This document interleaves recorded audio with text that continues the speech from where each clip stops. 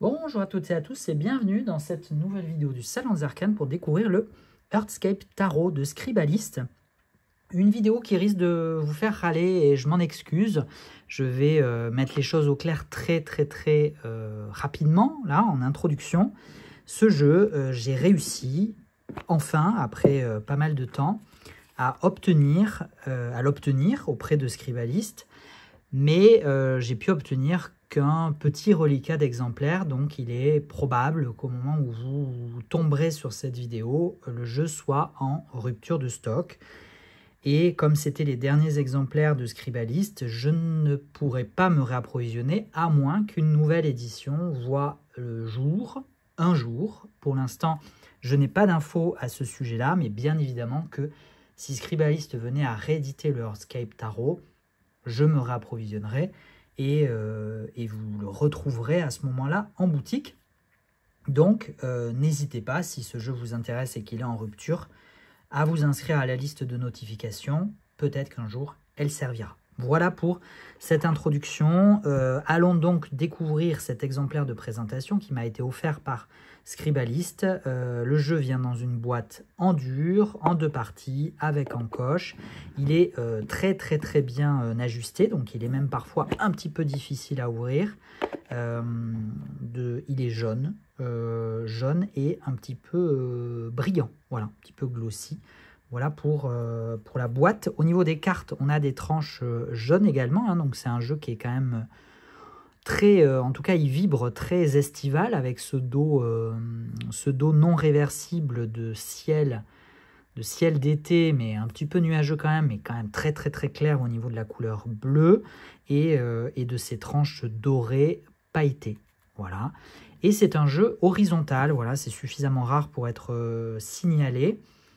Il a clairement servi d'inspiration pour le Picturesque Tarot que vous avez déjà pu découvrir sur cette chaîne. Si ce n'est pas le cas, je vous mets le lien de la vidéo en description, qui est le dernier né de Scribalist et que vous retrouvez aussi en boutique.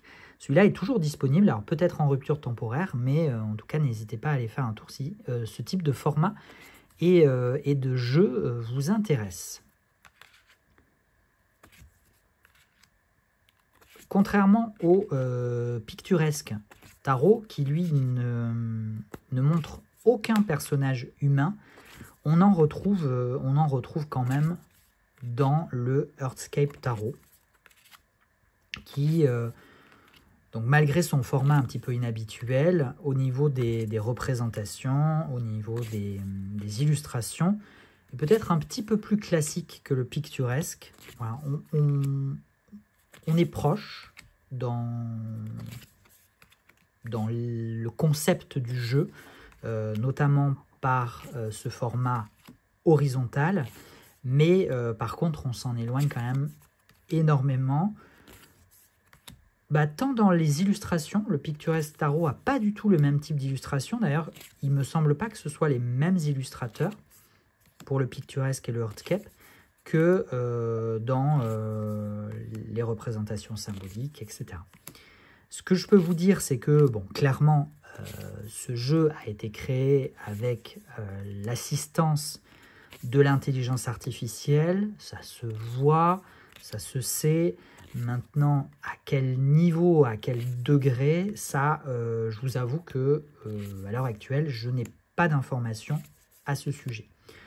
Je pense, j'ai l'impression qu'il y a un peu plus d'utilisation d'IA que pour le Picturesque Tarot, qui a été principalement, en grande majorité, dessiné graphiquement. Et l'IA a été utilisée pour certaines textures, notamment les textures aquatiques, il me semble. Ici, j'ai l'impression quand même que l'illustration a été en grande partie générée par intelligence artificielle. Voilà, j'ai pas d'informations, j'avoue, j'ai oublié de les demander. Je l'avais demandé pour le Picturesque, mais je ne l'ai pas demandé pour celui-là. Parce que je le connaissais pas tant que ça, finalement, je le découvre en même temps que vous. Et donc, ce ne sont que des suppositions.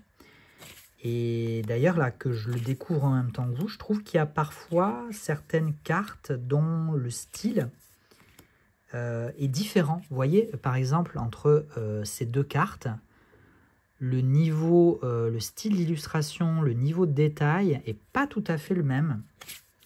Là aussi, par exemple, c'est ce qui me fait penser à une utilisation un petit peu plus importante, voire majoritaire, de l'IA dans la génération de ces images.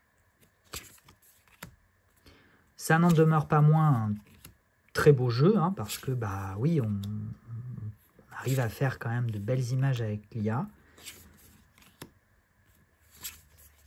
On sent qu'il y a quand même du travail derrière, que les images ont été bien retravaillées aussi.